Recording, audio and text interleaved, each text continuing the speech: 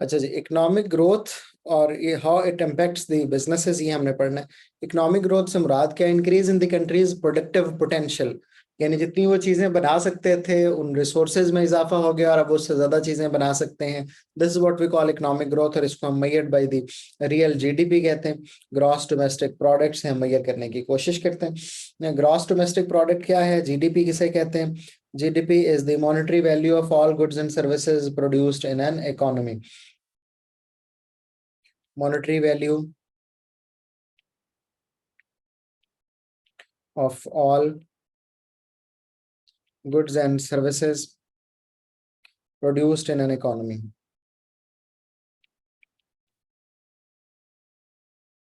बहुत सिंपल एक हम मेथड डेवलप करते हैं इस बात को समझने के लिए कि जीडीपी कैसे मेजर किया जा सकता है। फॉर एग्जांपल, एक इकोनॉमी, उसमें चार चीजें प्रोड्यूस होती हैं, ABCD, और उसमें जो क्वांटिटीज उन चीजों की प्रोड्यूस हुई हैं वो हैं 1 million ton, 2 million ton, 3 million ton, 4 million ton, और उनकी जो प्राइसेस हैं वह 4, 3, 2, 1 फॉर एग्जांपल। अब हम उस कंट्री का जीडीपी कैलकुलेट कर सकते हैं इन दोनों को मल्टीप्लाई करके, जैसा कि हमने ऊपर लिखा भी, it's the monetary value of all goods and services produced in an economy ना। तो हम क्या करेंगे, 4 × 1, 3 × 2, 2 × 3 और 1 × 4, तो ये हमारे पास $20 मिलियन फॉर एग्जाम्पल का जीडीपी आ गया। तो ये किसी कंट्री का जीडीपी है। अब इस जीडीपी में दो तरह से इजाफा हो सकता है, बल्कि तीन तरह से हो सकता है। एक ये कि प्राइस लेवल बढ़ जाए, ये 4 से बढ़ के 8 हो जाए फॉर एग्जाम्पल। अगर ये 4 से बढ़ के 8 हो जाएगा तो ये जो वैल्यू है ये भी 8 हो जाएगी और अल्टीमेटली ये वैल्यू 28 हो जाएगी, बट ये इंक्रीज बिकॉज ऑफ प्राइसेस है। दूसरा ये कि दोनों चीजें बढ़ जाए, प्राइस भी बढ़ जाए, क्वांटिटी भी बढ़ जाए, ये 4 से बढ़ के 8 हो जाए, ये क्वांटिटी 1 से बढ़ के 2 हो जाए, तो ये आंसर जो है 16 हो जाएगा, तब भी हमारा जो जीडीपी की वैल्यू है वो बढ़ जाएगी। और तीसरा ये कि क्वांटिटीज की वैल्यू बढ़े, ये 1 से बढ़ के 2 हो जाए, ये 2 से बढ़ के 4 हो जाए। क्वांटिटीज में इंक्रीज की वजह से जो जीडीपी बढ़ेगा वो रियल जीडीपी कहलाएगा। क्वांटिटीज में इंक्रीज की वजह से जो जीडीपी बढ़ेगा वो रियल जीडीपी कहलाएगा। और जो क्वांटिटीज और प्राइसेस दोनों में इंक्रीज होने की वजह से इंक्रीज होगा वो नॉमिनल जीडीपी कहलाएगा। लेकिन नॉमिनल जीडीपी में प्राइसेस का इंक्रीज शामिल होता है, इसलिए जब हम नॉमिनल से रियल निकालने की कोशिश करते हैं तो हम इन्फ्लेशन एडजस्ट करते हैं। हम जितनी इन्फ्लेशन हुई होती है किसी इकोनॉमी में उसको एडजस्ट करके अपना रियल जीडीपी वापस निकालते हैं। इकोनॉमिक ग्रोथ किसी कंट्री के लिए क्यों इंपॉर्टेंट है और उसकी वजह से क्या उस कंट्री में चेंजेस आती हैं? Importance of economic growth. सबसे पहले तो higher GDP leads to the higher standard of livings. अगर किसी कंट्री का जीडीपी ज्यादा होगा तो वहां पे लोग ज्यादा हायर स्टैंडर्ड ऑफ लिविंग भी इंजॉय करेंगे, उनके पास ड्यूरेबल गुड्स भी ज्यादा होंगी। Higher higher level of output इनसे इंक्रीज इन एम्प्लॉयमेंट भी होता है,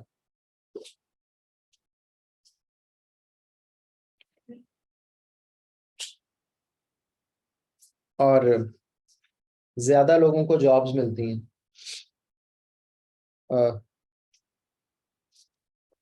गवर्नमेंट के पास भी पैसे ज्यादा होते हैं, तो government can devote more resources towards their desirable projects. For example, government चाहती है हॉस्पिटल ज्यादा बने, रोड ज्यादा बने, तो गवर्नमेंट ज्यादा रिसोर्सेज डिवोट कर सकती है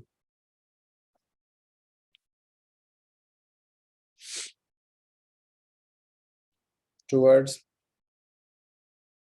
देयर डिजायरेबल प्रोजेक्ट्स। जैसा कि आप यूरोप में, यूएस में देखते भी हैं कि चूंकि गवर्नमेंट के पास इकोनॉमिक ग्रोथ की वजह से बजट ज्यादा होता है तो वो अपनी मर्जी से डिसीजंस भी ले सकती है। फिर अगर ज्यादा जीडीपी हो जाए तो पॉवर्टी कैन बी रिड्यूस्ड। कम लोग जो बेसिक लाइन ऑफ पॉवर्टी होती है उससे नीचे फिर जिंदगी बसर करते हैं या बिल्कुल भी नहीं करते।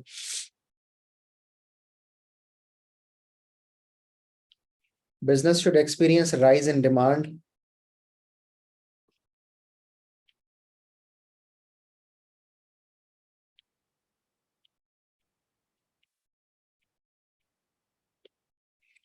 और लोगों के पास भी रिसोर्सेज ज्यादा होते हैं खर्च करने के लिए। कौन सी चीजें हैं जो इकोनॉमिक ग्रोथ किसी इकोनॉमी में लेके आती हैं? Factors that lead to economic growth.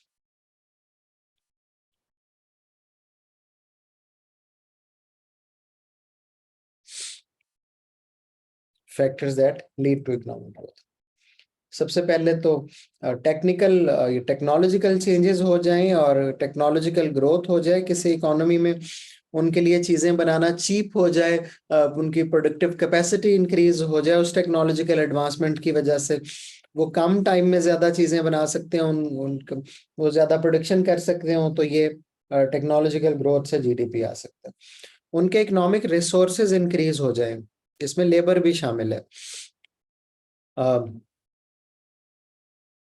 जैसा कि उनके जो रिसोर्सेज हैं उसमें उनकी लैंड ज्यादा प्रोडक्टिव हो जाए, उनके पास से कोई ऐसा इकोनॉमिक रिसोर्स जमीन से निकल आए या कुछ भी, और फिर फाइनली इंक्रीज इन प्रोडक्टिविटी हो जाए, फॉर एग्जांपल लेबर ज्यादा ट्रेन हो जाए, तो उससे भी जो है वो बढ़ सकता है, किसी कंट्री का जो जीडीपी है वो इंक्रीज कर सकता है। अच्छा, अब जो कंट्रीज के जीडीपीज होते हैं, जो ग्रोथ होती है, वो कोई स्टेगनेंट चीज नहीं है, उसमें वेरिएशंस आती रहती हैं। उस वेरिएशन को हम बिजनेस साइकिल कहते हैं, और उसको हम ड्रॉ करके अभी देखेंगे कि उसके फेजेस कौन से होते हैं। किसी भी कंट्री की जो ग्रोथ है वो कुछ इस तरह से मूव होती रहती है। ये जो टाइम पीरियड है किसी भी कंट्री में, ये इसको हम बूम कहते हैं, और आप किताबों में पढ़ेंगे इसका नाम ओवर हीटिंग बूम भी लिखा होता है। और ये वाला जो टाइम पीरियड है किसी भी इकोनॉमी में, ये स्लम्प कहलाता है। जब हम बूम से स्लम्प की तरफ जा रहे होते हैं तो ये जो टाइम पीरियड है इसे हम रिसेशन बोलते हैं। और जब हम स्लम्प से दोबारा बूम की तरफ जा रहे होते हैं तो ये जो टाइम पीरियड है ये ग्रोथ कहलाता है, और फिर हम दोबारा बूम पे पहुंच जाते हैं। इन सब की करेक्टरिस्टिक्स क्या हैं और हम इनको कैसे आइडेंटिफाई करते हैं, इस पे हम बात करते हैं। सबसे पहले है जी बूम। बूम में क्या होता है, ये बहुत ही फास्ट इकोनॉमिक ग्रोथ का टाइम है।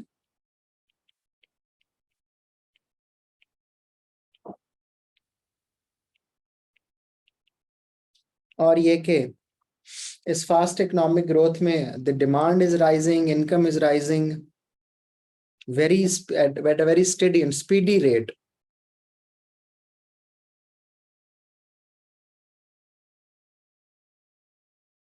और ये वो टाइम पीरियड है बूम का जिसमें इन्फ्लेशन इज हाई, क्योंकि लोग अफोर्ड कर सकते हैं, तो हाई डिमांड की वजह से इन्फ्लेशन हो जाती है, प्राइसेस बहुत ज्यादा बढ़ जाती हैं, उसकी वजह से वेजेस भी इंक्रीज हो जाती हैं लोगों की, और फर्म्स की कॉस्ट ऑफ प्रोडक्शन भी बढ़ जाती है।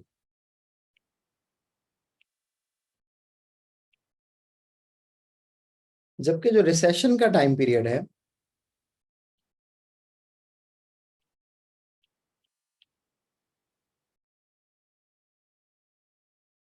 उसमें डिमांड इज फॉलिंग,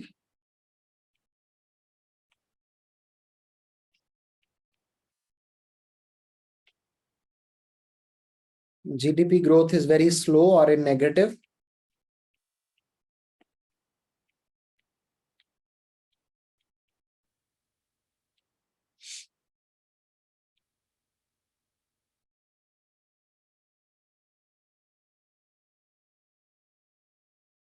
और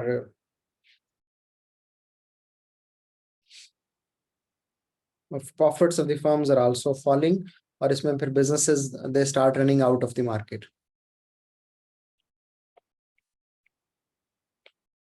जबकि जो हमारा स्लम्प का टाइम पीरियड है उसमें क्या होता है,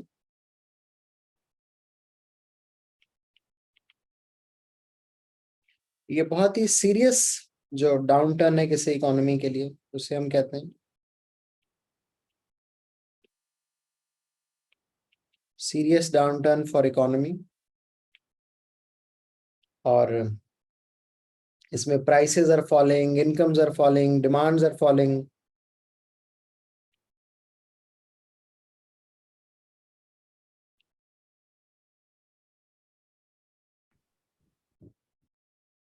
तो हम ये बात कर रहे थे कि स्लम जो है उसमें serious down turn for an economy होता है, उसमें प्राइसेस आर फॉलिंग और GDP is falling, incomes are falling.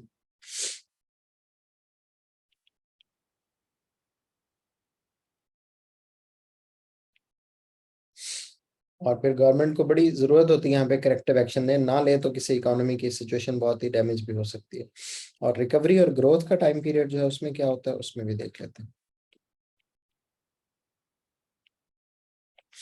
Recovery और ग्रोथ के टाइम पीरियड में GDP starts to increase again.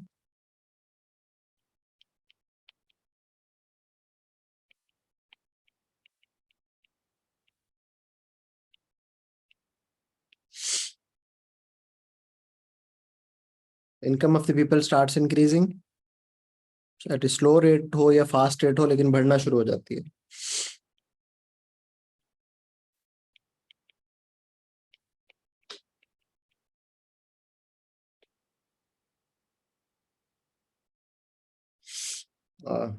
Countries are productive at that time, competitive at that time, they can sell their product to the other countries too.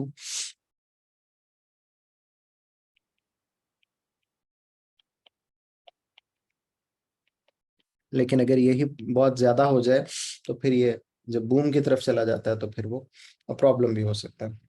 जब बार बार हम recession का लफ्ज इस्तेमाल करें, recession उस वक्त होता है किसी इकोनॉमी में जब एक इकोनॉमी में कॉन्टिन्यूसली 6 मंथ या उससे ज्यादा तक डिक्लाइनिंग जीडीपी हो,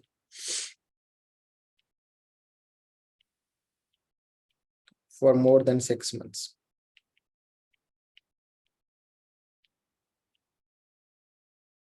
अच्छा, अब ये जो डिक्लाइनिंग जीडीपी है, रिसेशन, क्या ये हमेशा बुरी चीज है? ये एक बहुत ही डिबेटेबल बात है। इकोनॉमिक रिसेशन के अपने कॉन्सिक्वेंसेस जरूर हैं, लेकिन कंट्रीज को इस वक्त एक बहुत बड़ा फायदा होता है, वहां पे जो अनकम्पेरेटिव बिजनेसेस होते हैं वो बंद हो जाते हैं, कंपेरेटिव बिजनेस स्टे करते हैं। वर्कर्स कम वेजेस डिमांड कर रहे होते हैं, उसकी वजह से सस्ती चीजें बना सकते हैं बिजनेसेस, और if they can make cheaper goods तो उसकी वजह से वो बेच भी सकते हैं दुनिया के दूसरे मुल्कों में। कैपिटल एसेट्स इस वक्त लो प्राइस्ड होते हैं।